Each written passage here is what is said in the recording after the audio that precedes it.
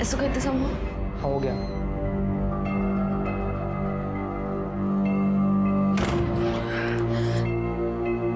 ये लीजिए। Thank you Vivek, thank you so much. तुमने मुझे बचा लिया। तुम्हें पता नहीं कि तुमने मुझे कितनी बड़ी मुसीबत से बचा लिया। तुम 2 मिनट रुको, मैं तुम्हारे लिए चाय बना के लाती हूँ और ये पैसे भी अंदर रख देती हूँ। हाँ तो सुनिए, मैंने अगर आपको बचाया तो रिटर्न में मुझे कुछ मिलना चाहिए ना? हाँ बोलो ना, क्या चाहिए तुम्हें? वो मुझे आपको बिना कपड़ों के देखना है। क्या तुम पागल हो गए हो? तुम्हें याद है ना कि मैं तुम्हारी टीचर हूँ। हाँ तो मैं आपको ट्यूशन फीस देता हूँ ना। मेरे पापा की कमाई हुई रकम दे रहा हूँ तो इतना तो हक बनता ही है। तुम पागल हो गए हो, जाओ यहाँ से। ठीक है, अगर आप मेरी बात नहीं मानते हो तो पापा को बताना पड़ेगा ना कितनी बड़ी रकम किसको दे रहा हूँ। ठीक है, जाता हूँ मैं।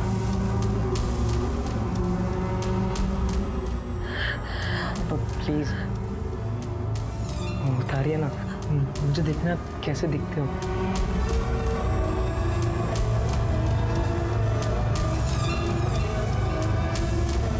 उसने मेरी मजबूरी का फायदा उठाया और मैं मना भी नहीं कर पाई, क्योंकि मेरे परिवार को बचाने के लिए मुझे पैसों की सख्त जरूरत थी।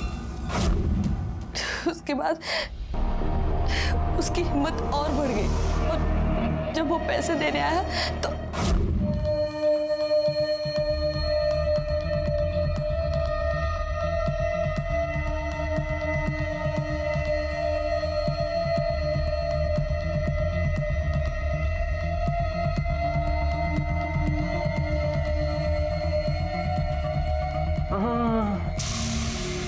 आज सिर्फ देखने से काम नहीं चलेगा।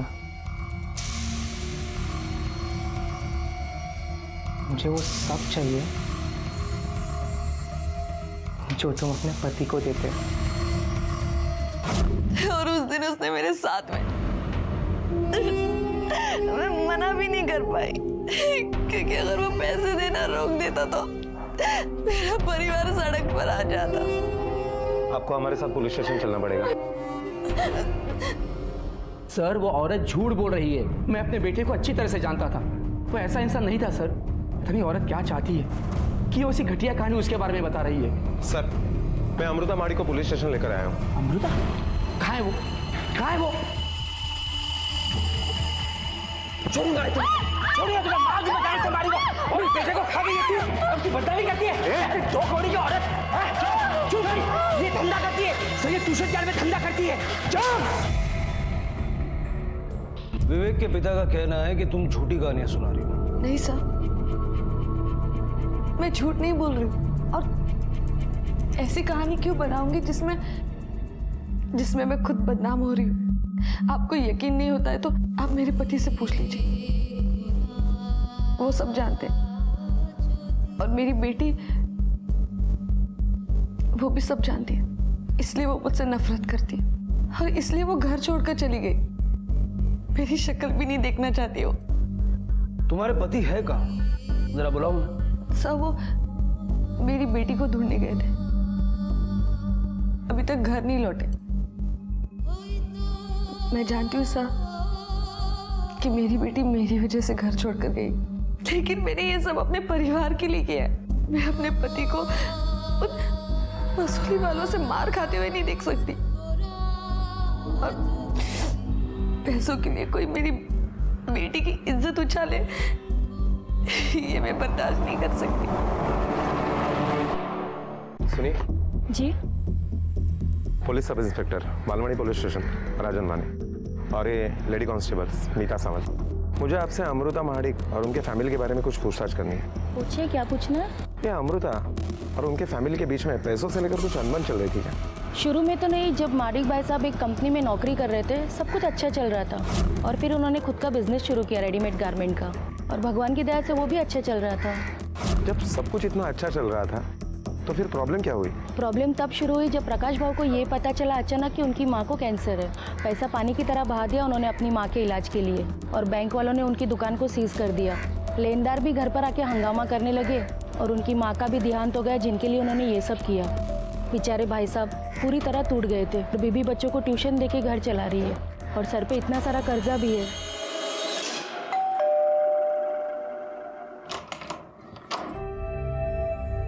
नैना कहाँ? आई नहीं आपके साथ? सुनो ना, कहाँ है वो? अगर मिलती तो उसे ले आता। मैं उसे ढूंढ नहीं पाया। झूठ बोल रहे आप। हमेशा की तरह आज फिर से उसने आपकी बेइज्जती की होगी, आपके मुंह पर थूका होगा। बेटा ये क्या हाल बना रखा है तुमने अपना। तुम अभी मेरे साथ घर चलो। घिन आती है मुझे तुमसे। तुम्हारे साथ घर जाने से अच्छा मैं मर जाऊं।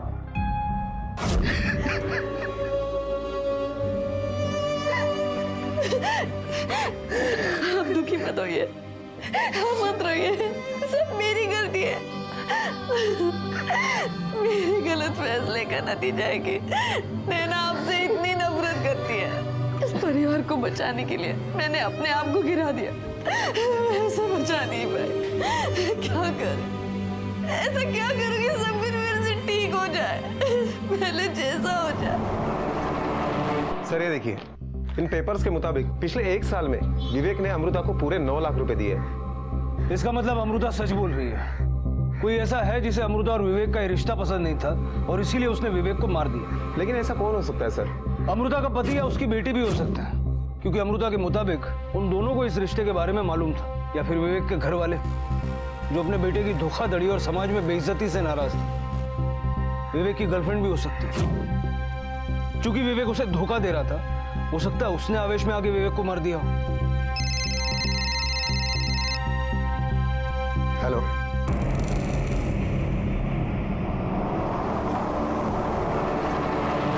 प्रकाश, छोड़ दो।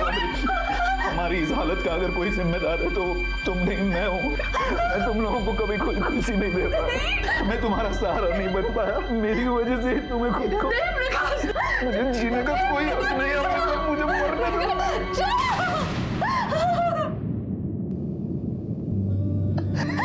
किसने कहा आपसे आपने हमें सुख नहीं दिया? हाँ, ऐसा कुछ नहीं है। देखिए अभी ना हमारा वक्त बुरा चल रहा है, इसलिए इतनी प्रॉब्लम्स हो रही है। सब ठीक हो जाएगा, मैं कह रही हूँ ना आपसे।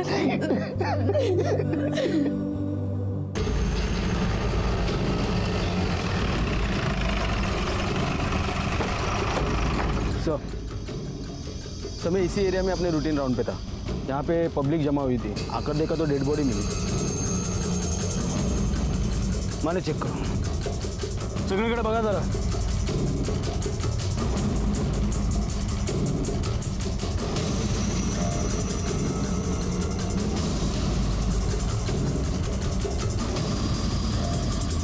सर बॉडी के पास ये पर्स मिला है जिस पर आशीष कनोजिया नाम लिखा है और एड्रेस भी है, और पर्स में कुछ कैश भी है, साथ में मोबाइल भी मिला है।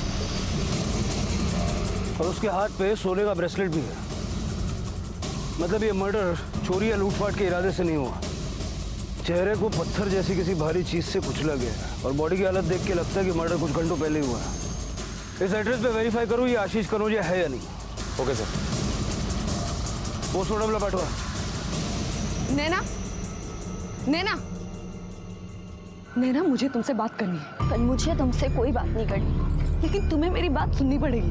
देखो, तुम्हें मुझे जितनी गालियां देनी है ना दो, जितनी नफरत करनी है करो, लेकिन आज के बाद अगर तुमने अपने बाबा के साथ बदतमीजी से बात की ना तो मैं तुम्हें जान से मार दूंगी, समझी? तो तुमने मुझे पहले मार दिया जिस दिन तुम्हारे लालची होने की वजह से मेरा रेप हुआ।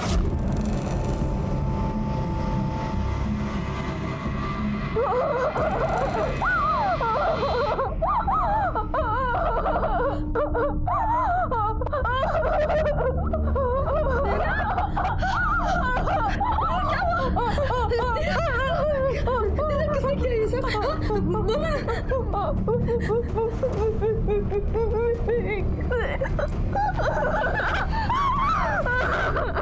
मुझे यकीन हो गया वो सब तुमने ही कराया था। पैसों के लालच में अपने फायदे के लिए तुम मुझे बेच भी सकती है।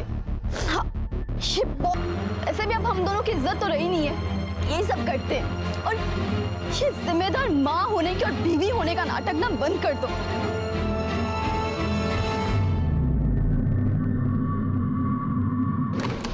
सर, ये आशीष कनौजिया तो विवेक का कजिन निकला, उसके मामा का लड़का। मतलब एक ही फैमिली में एक के बाद एक 2 लड़कों का खून हुआ है। माने कहीं ऐसा तो नहीं कि इन दोनों मर्डर्स का रीजन भी इन्हीं के घर में हो? मजबूरी, जरूरत, लालच, नफरत चारों तरफ अपने पैर पसारे थी। हर कोई किसी न किसी गर्त में लिपटा था। कौन जुल्म सह रहा था, कौन जुल्म कर रहा था, कुछ भी साफ नहीं कहा जा सकता था। एक ही परिवार में हुए 2 कत्ल क्या पुलिस की मुश्किल को आसान करने वाले थे, या फिर ये केस और पेचीदा होने वाला था? क्या इन दोनों ही हत्याओं की वजह और हत्यारा कोई एक ही था, या फिर ये दोनों हत्याएं अपने अलग अलग कारण लिए हुए थी? मुझे समझ में ही नहीं आ रहा। अगले महीने हम 1 लाख रुपए कैसे भरेंगे? मैं अपनी बेटी से ज्यादा पैसों की चिंता हो रही है। मुझे पैसों से ज्यादा ये टेंशन हो रही है कि अगर हमने उन्हें पैसे नहीं दिए तो वो हमारे साथ क्या करेंगे?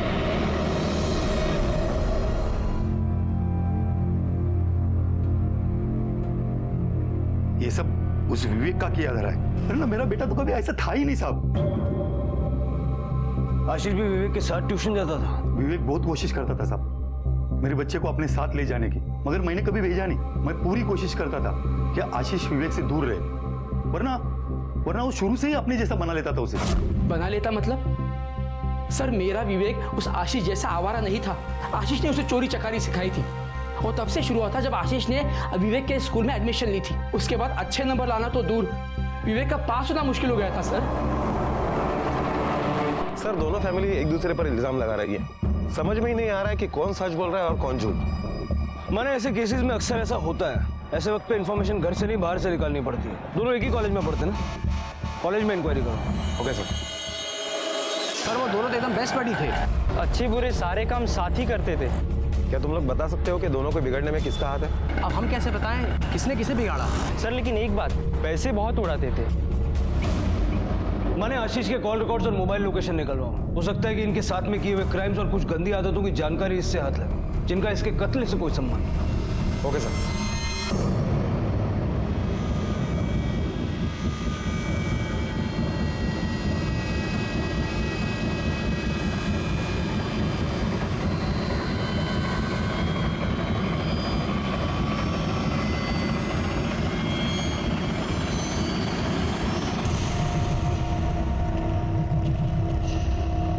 सर, आशीष के कॉल रिकॉर्ड के मुताबिक आशीष भी अमृता के कांटेक्ट में था, जबकि वो उसका स्टूडेंट भी नहीं है। माने इसका मतलब ये बेस्ट बडीज और अमृता मिलके कुछ और ही खिचड़ी पका रहे थे। और एक बात सर, अमृता ने हमसे कहा कि उसकी एक बेटी भी है, लेकिन जब भी हम उसके घर पर गए वो कभी दिखाई नहीं दी। माने इसका मतलब यहाँ एक नहीं कई एंगल्स हैं। जरा पता करो अमृता की ये बेटी कहाँ है और अमृता का आशीष से क्या वास्ता। सब मैं आशीष को जानती तक नहीं थी। विवेक ने मुझे आशीष से मिलवाया। किस लिए? उसने तो तुम्हारे पास से कभी ट्यूशन लिया भी नहीं था। फिर? ट्यूशन के लिए नहीं सर, वो एक्चुअली विवेक ने कहा कि उसके पास में मुझे देने के लिए अब पैसे नहीं है, इसलिए उसने आशीष को मुझसे मिलवाया। मतलब ये कि अब आशीष मुझे पैसे देगा और उसके बदले में मैं उसके साथ भी। थैंक गॉड तुम आ गए। सुबह से रिकवरी एजेंट के फोन आ रहे थे, तो मुझे जल्दी से पैसे दे दो।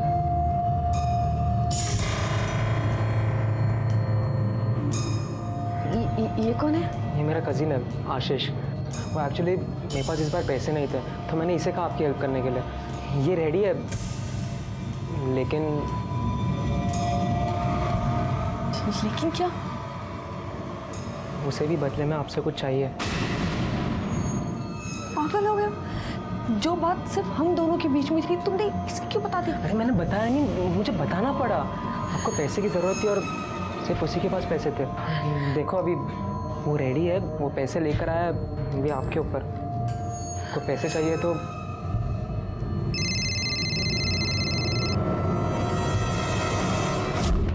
उसकी बात मानने के अलावा मेरे पास और कोई चारा नहीं था।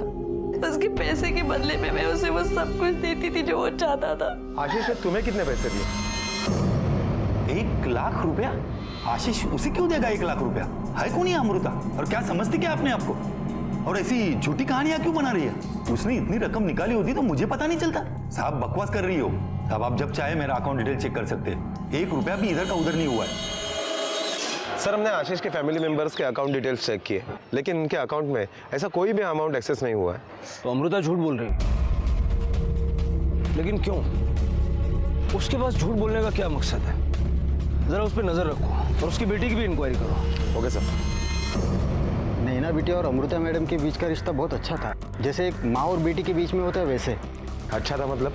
कुछ महीने पहले तो सब ठीक ठाक लग रहा था, लेकिन अचानक जैसे गायब हो गई हो।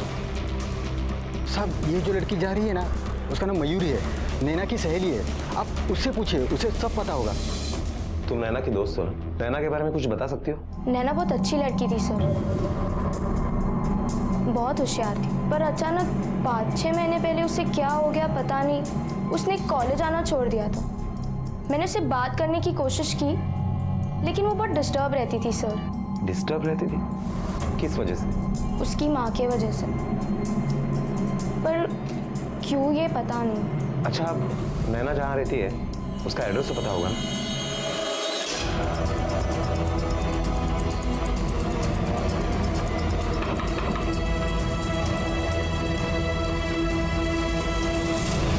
तुझे पता है, एक नाबालिग लड़की के साथ शारीरिक संबंध बनाना और उसे अपने माँ बाप की मर्जी के खिलाफ अपने पास रखना, ये कानूनन जुर्म है। सर मैंने उसके साथ कोई जबरदस्ती नहीं की थी, बल्कि वो खुद अपनी मर्जी से मेरे साथ आई थी। एक दिन मैं घर जा रहा था तो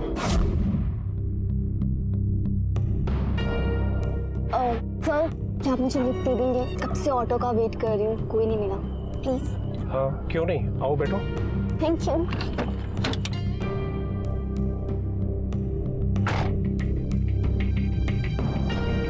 मैं आपको कहाँ ड्रॉप कर दूँ? जहाँ आपका मन करे। आपके घर चले।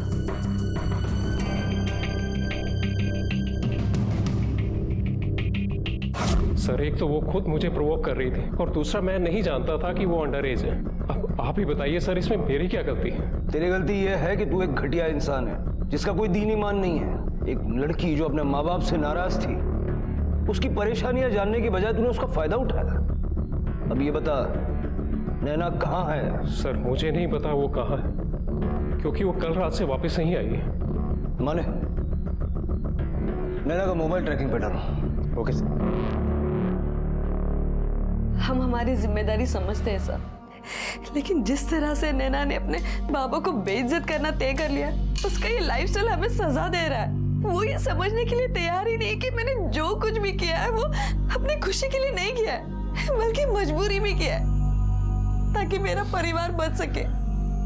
आपकी मजबूरियों के बारे में हम अच्छी तरह से जानते हैं। फिलहाल मैं ये जानना चाहता हूँ कि नैना अगर यहाँ नहीं आई तो कहाँ गई?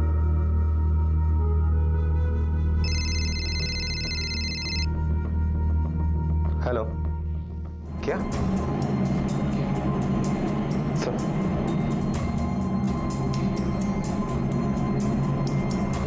आप लोगों को अभी हमारे साथ चलना होगा।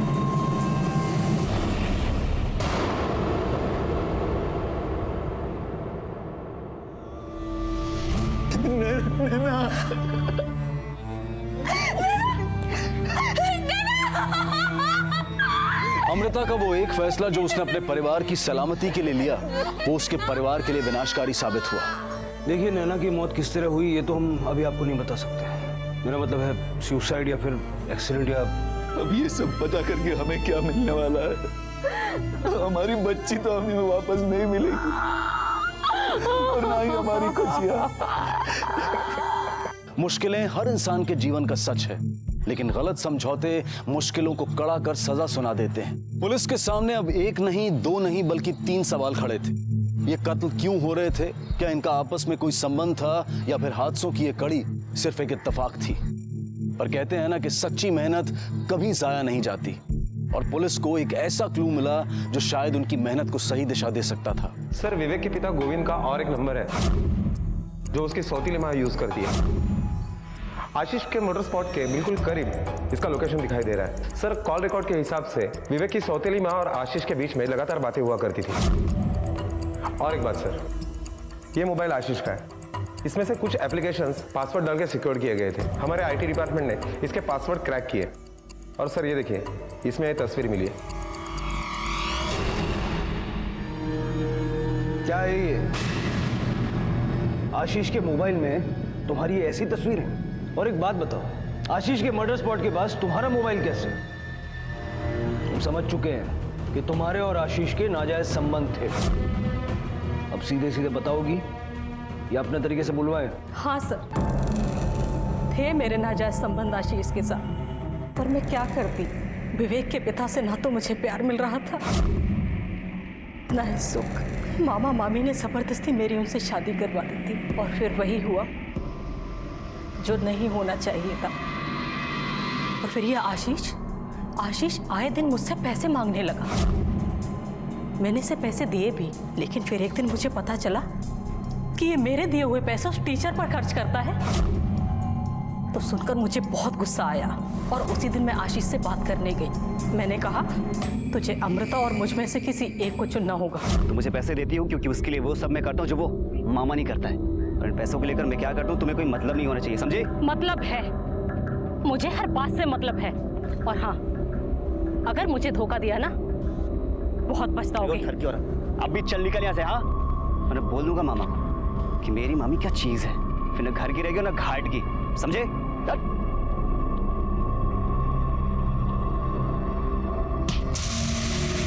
मुझे ठरकी बोलता है, मेरे टुकड़ों पर पड़ता है, मुझे ठरकी बोलता है। अब ये बता, विवेक को क्यों मारा? मेरे यकीन मानिए सर, विवेक के मर्डर में मेरा कोई हाथ नहीं है। मैं उस दिन घर पर थी। अब चाहे तो मेरे घर के आसपास की औरतों से पूछ लीजिए। मैंने उसे नहीं मारा सर, नहीं मारा मैंने उसे। जैसे ही कोई अपनी आंखें बंद करके अपने जमीर को मारकर मौका परस्ती की तरफ कदम बढ़ाता है, उसके गुनहगार बनने की संभावनाएं बढ़ जाती हैं। क्योंकि जो लोग नैतिकता को भुलाकर सिर्फ अपने सांसारिक सुखों के लिए जीने लगते हैं, अक्सर उनका अंत भी ऐसा ही होता है। इसलिए बेहद जरूरी है कि किसी भी गलत राह पर कदम बढ़ाने से पहले इंसान को 1000 बार सोचना चाहिए, क्योंकि ये मानसिकता सिर्फ एक नहीं बल्कि कई लोगों के लिए खतरनाक साबित हो सकती है। और यही हुआ था आशीष और विवेक के साथ। नई नई परतें खुल रही थी, लेकिन ये सवाल अब भी बाकी थे कि आखिर विवेक का कत्ल किसने और क्यों किया था, और नैना का जो कत्ल हुआ था वो कोई हादसा था या फिर उसने सुसाइड किया था। ये जानने के लिए पुलिस ने सभी तथ्यों को शुरू से जांचने का फैसला किया। सर, विवेक की बॉडी जिस होटल में मिली, उस होटल का मालिक विवेक के पिता का दोस्त है। मतलब ये हो सकता है कि विवेक के वहां आने जाने और उसके अमृता के साथ के रिश्ते की खबर उसको लगातार मिलती हो। माने कहीं ऐसा तो नहीं कि बेटे से तंग आके बाप ने उसे मरवा दिया? जिस दिन विवेक का खून हुआ, गोविंद के मोबाइल की लोकेशन होटल की थी क्या? नहीं सर, लेकिन ऐसा भी हो सकता है कि गोविंद ने अपना फोन जानबूझकर घर पर छोड़ दिया हो। होटल के मालिक और मैनेजर को उठा लो। मैं मानता हूँ कि मैंने ही गोविंद को बताया था कि विवेक हमारे होटल में आता है, लेकिन सर हमने किसी का खून नहीं किया और न ही किसी को मदद की, और न ही हम जानते हैं कि गोविंद ने खून किया है या किसी से करवाया है। हम सच बोल रहे हैं साहब। माने विवेक का मोबाइल, लैपटॉप, हार्ड डिस्क और वो सारी चीजें जो उसके कमरे से बरामद हुई लेके आओ। एक बार फिर से सब कुछ बारीकी से देखना होगा, कहीं हम कुछ मिस तो नहीं कर रहे। की जरूरतें उसके जीवन में उसकी दिशा और उसकी गतिविधि को निर्धारित करती हैं। अब ये जरूरतें कितनी जायज और नाजायज होती हैं, इस पर उनके जीवन में होने वाले अच्छे बुरे घटनाक्रम तय होते हैं।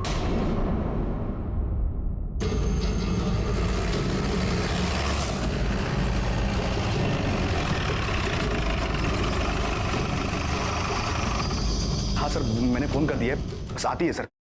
हाँ सर। फोन किसने किया? हाँ सर, मैंने किया। आइए सर। ये देखिए सर, ये रूम है।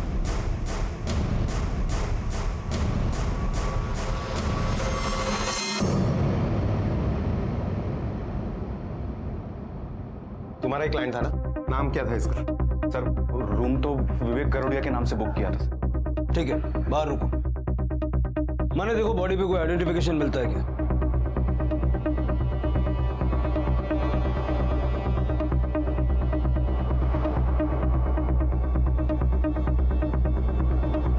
सर ड्राइविंग लाइसेंस मिला है, इस पर भी विवेक गरोड़िया नाम है। माने बॉडी को देख के लगता है कि किसी चाकू जैसी धारदार चीज से इसको स्टैब किया गया है। सर ये भी हो सकता है कि जिसने भी ये कत्ल किया है ये उसे अच्छी तरह से जानता हो, उस पर भरोसा करता हो और इसीलिए उसे इसने अंदर लिया हो। फॉरेंसिक टीम को बुलाओ, इसकी बॉडी पोस्टमार्टम में भेजो और इसकी फैमिली को इन्फॉर्म। Okay sir. होटल में सीसीटीवी कैमरास तो होंगे ना, सारा फुटेज लो। सर आप तो जानते ही है ये होटल कैसा है सर। सर दुनिया से छुपते छुपाते लोग यहाँ पे आते हैं सर। अब यहाँ पे भी सीसीटीवी लगाएंगे तो कौन आएगा सर? तुम्हें कब पता चला ये हुआ? सर क्लाइंट ने रूम 3 बजे तक के बुक किया था। मैंने इन्फॉर्म करने के लिए फोन किया, कोई रिस्पॉन्स नहीं आया सर, इसलिए मैंने वेटर को खिड़की से झांकने को कहा।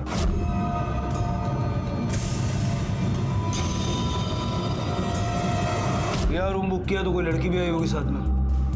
सर पहले तो कोई नहीं आया था सर, लेकिन बाद में एक 40-42 साल की औरत आई थी। कितने बजे आई थी वो? करीब 1 बजे के आसपास सर, और 1-1.5 घंटा रुकी थी सर। नाम क्या था उसका? सर हम यहाँ पे किसी विजिटर का नाम नहीं पूछते सर। सर लेकिन मुझे एक लगता है कि वो जो औरत आई थी खून इसी ने किया है सर, क्योंकि वो औरत जाने के बाद इस लड़के से कोई मिलने नहीं आया था सर। माने एक 22 साल के लड़के ने ऐसे होटल में रूम बुक किया, उससे मिलने के लिए आई एक 40 साल की औरत। कौन हो सकती है ये औरत? मुंबई पुलिस को एक 22 साल के लड़के की लाश एक ऐसे होटल के कमरे से मिली जहां अक्सर लड़के लड़कियां दुनिया की नजरों से छिपकर मिलते हैं, क्योंकि किसी न किसी रूप में समाज में उनके इस व्यवहार को उचित नहीं समझा जाता, इसलिए वो ऐसी जगहों का सहारा लेते हैं। लेकिन कई बार सिर्फ अनुचित इच्छाओं की पूर्ति के लिए भी ऐसी जगहों की शरण ली जाती है। क्या विवेक गरोड़िया भी ऐसी किसी जरूरत के तहत वहां पहुंचा था? पर उससे मिलने तो एक औरत आई थी। क्या इस औरत के साथ विवेक का ऐसा कोई संबंध था जो समाज को स्वीकार नहीं होता? और क्या उसी अस्वीकृति का नतीजा था विवेक का कत्ल, या फिर वजह उससे भी ज्यादा भयानक थी?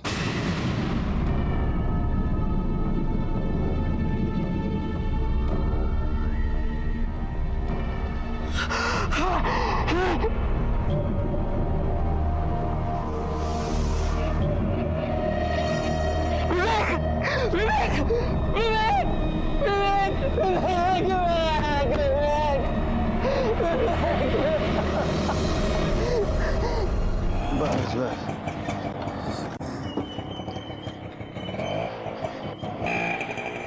ए हीरो है, किधर जा रहा है? हाँ? चल पैसे निकाल फटाफट।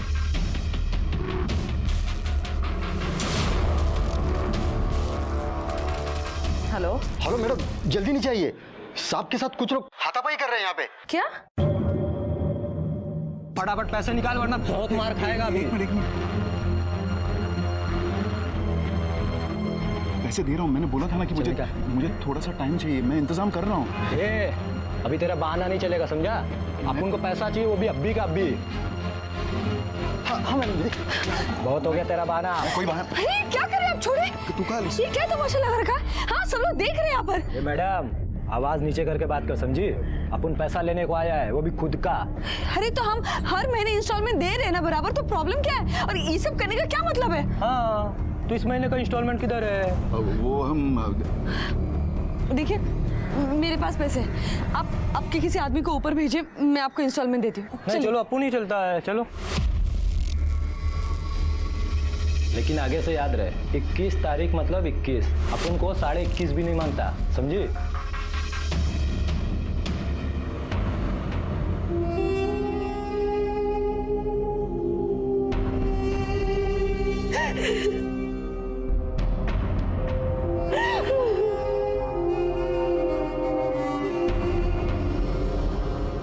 नहीं साहब, मैं नहीं मानता, मेरा बेटा किसी औरत के साथ ये नहीं हो सकता साहब। तो तुम्हारा बेटा उस बाजारो होटल में क्या बिजनेस मीटिंग के लिए गया था? अब मुझे ये नहीं पता वो वहां क्यों गया था। आप जिस औरत के साथ चक्कर की बात कर रहे हो ना, वो झूठ है साहब। साहब मेरे बेटे की गर्लफ्रेंड थी। नाम क्या उसका? सर मेरा नाम सुहानी राउत है। मेरा और विवेक का 1 साल से अफेयर था। हमारा काफ़ी सीरियस रिलेशनशिप है और इसके बारे में हम दोनों के परिवार वालों को पता है। विवेक का किसी 40 साल की औरत के साथ भी अफेयर था क्या? नहीं सर, बल्कि कल होटल में मैं उसके साथ थी। कितने बजे? सुबह 11 बजे। और वहां से निकली कब? तकरीबन 12:30 बजे। मैं और विवेक अक्सर उस होटल में जाया करते थे। क्यों? वो सर, ठीक है, फिलहाल जा सकती हो। अगर जरूरत पड़ी तो पूछताछ के लिए दोबारा बुलाई।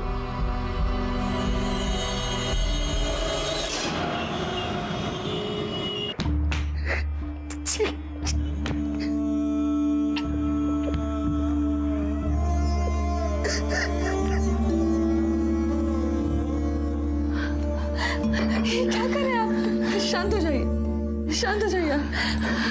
अमृता, मैं किसी काम का नहीं हूँ, मैं मरना चाहता हूँ।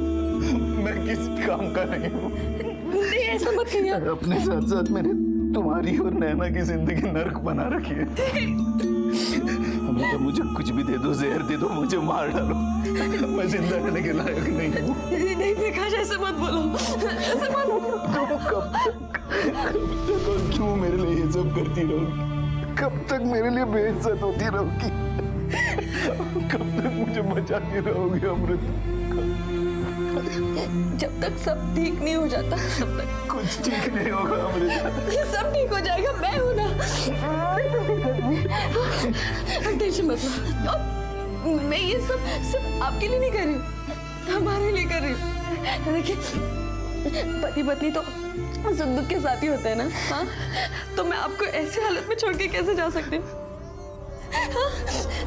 नहीं, अभी जो भी होगा ना, हम दोनों साथ में फेस करेंगे। हाँ, मैं आपको छोड़ के कभी नहीं जाऊंगी। मैं आपको कभी नहीं। उस औरत को 1 बजे तुमने होटल में आते हुए देखा, लेकिन उससे पहले वो लड़की आई, उसे नहीं देखा? सर, लेकिन उस औरत के पहले वहां कोई लड़की आई नहीं थी। अच्छा, जब वो लड़की खुद बोल रही है कि 11 बजे वो होटल में आई थी, तो तू मना क्यों कर रहा है? चल बता, झूठ क्यों बोल रहा है? सर, मैं झूठ क्यों बोलूंगा? सर, हो सकता है मैं 1-2 मिनट के लिए इधर उधर हो गया होगा और उस वक्त वो लड़की आई होगी और मैं उसे नहीं देख पाया। सर, उस लड़की को नहीं देखा, औरत को तो देखा था ना? हाँ सर। उसका हुलिया बता।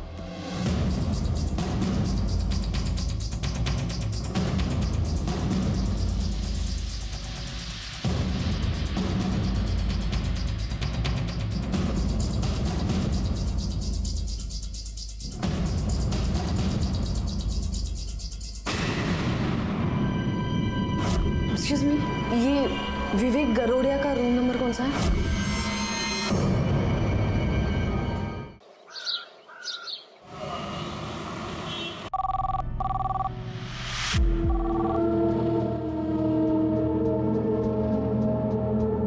क्या हुआ? ये लड़की मेरा फोन तक नहीं उठाती, रात भर घर नहीं आई वो। मुझे तो डर लग रहा है कहीं। अमृता, तुम क्यों टेंशन ले रही हो? परेशान मत हो, मैं उसे लेकर आता हूँ।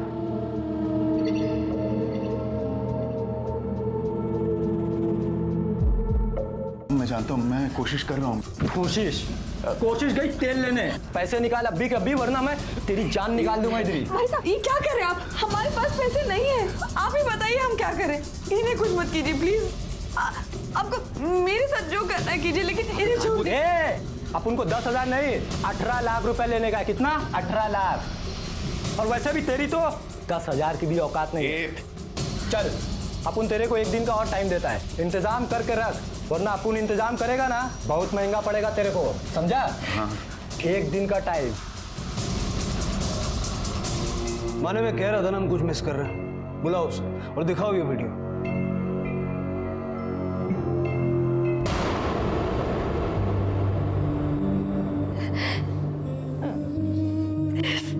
सब मैं जानती कि विवेक नहीं नैना का रेप किया। प्लीज प्लीज प्लीज मुझे जाने दो, प्लीज।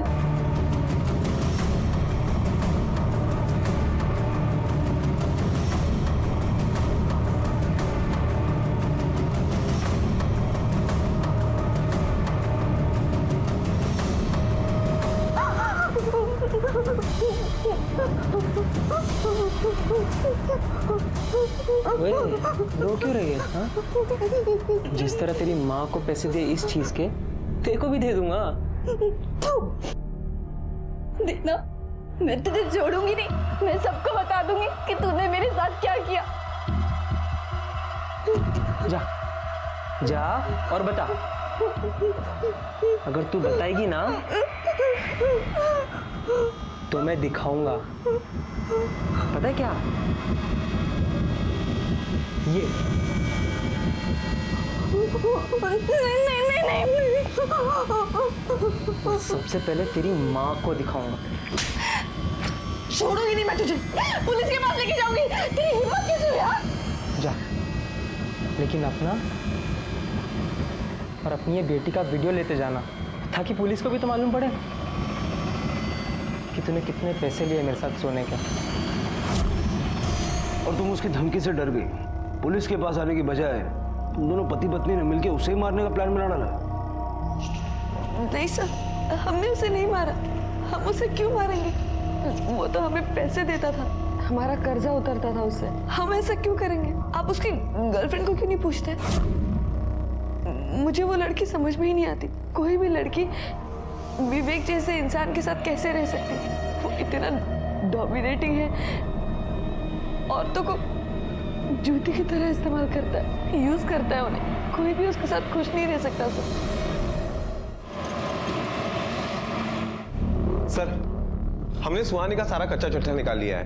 जिस दिन मर्डर हुआ उस दिन उसने अपने क्रेडिट कार्ड से एक नाइफ और एक सीढ़ी खरीदी। ये माल जहां से खरीदा गया, वहां के सीसीटीवी फुटेज में दिख रहा है कि उसने और एक लड़के ने मिलकर वो सीढ़ी टेम्पो में डाली और वहां से निकल गए। टेम्पो का नंबर मिला? हाँ सर, वो टेम्पो राहुल के नाम पर ही रजिस्टर्ड है और ये राहुल वही है जो सीसीटीवी फुटेज में दिखाई दे रहा है। और ये राहुल सुहानी का कजिन ब्रदर भी है। सर, जिस होटल में विवेक का मर्डर हुआ वहां से कुछ ही मीटर दूरी पर राहुल का मोबाइल स्विच ऑफ हो गया। शायद उसी नाइफ से ये खून हुआ होगा। लेकिन मेरी एक बात समझ में नहीं आई कि उन्होंने सीढ़ी क्यों खरीदी। हाँ सर, उस दिन रूम में झांकने के लिए हमने यही सीढ़ी यूज की थी। पर सर, ये हमारे होटल की सीढ़ी नहीं है। सर, हमें लगा कि उस दिन जो प्लम्बर यहाँ पे काम करने आया था कि रह गई होगी सर।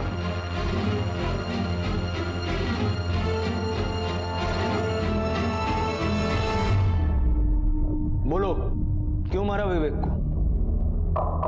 विवेक ने मुझे बिना बताए हमारा इंटीमेट मोमेंट का वीडियो बना लिया था और मुझे ब्लैकमेल कर रहा था कि मुझे आशीष के साथ फिजिकल रिलेशन बनाना पड़ेगा, नहीं तो वो ये वीडियो सबको दिखा देगा।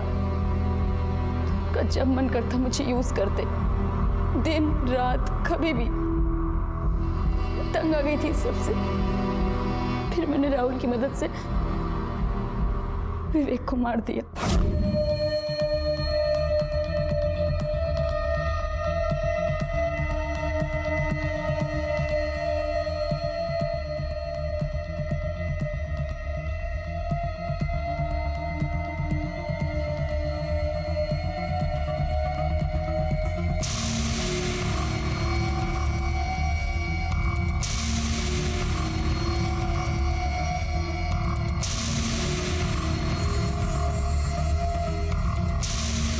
कौन है?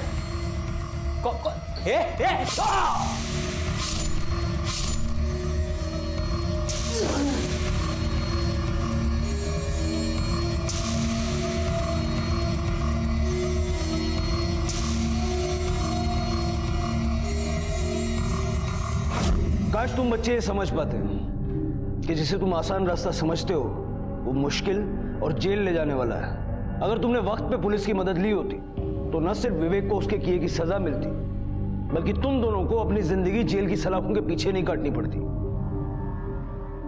पुलिस ने आशीष और विवेक के कत्ल की पहेली तो सुलझा ली थी, लेकिन नैना की मौत एक रहस्य बनकर रह गई थी, क्योंकि ये नहीं पता चल पाया था कि उसका कत्ल हुआ था या ये कोई हादसा था या फिर उसने आत्महत्या की थी। और ना ही उसे बलात्कार और उसकी मौत के लिए इंसाफ मिल पाया। अमृता और प्रकाश ने अगर अपनी मजबूरियों की वजह से गलत रास्ता नहीं अपनाया होता तो नैना शायद आज जिंदा होती और एक खुशहाल जिंदगी जी रही होती। सुहानी और राहुल को विवेक के कत्ल के लिए और पूनम को आशीष के कत्ल के लिए गिरफ्तार किया गया। ये सभी इस वक्त न्यायिक हिरासत में हैं और पुलिस चार्जशीट फाइल करने की तैयारी कर रही है। जिंदगी का दूसरा नाम संघर्ष है, इसलिए इसके सामने कभी हथियार न डालें। बल्कि बेहतर कल और बेहतर जिंदगी के लिए संघर्ष करें और किसी भी हाल में, किसी भी रूप में जुर्म के भागीदार ना बने और कोशिश करें कि कोई और भी इसका शिकार ना हो। इसी विचार के साथ अब मैं अनूप सोनी आपसे विदा लेता हूं। फिर मुलाकात होगी अगले एपिसोड में एक और चौंका देने वाले केस के साथ। तब तक अपना और अपने परिवार का ख्याल रखें और देखते रहें क्राइम पेट्रोल डायल 100। सबक एक को सीख हम सबको। जय हिंद।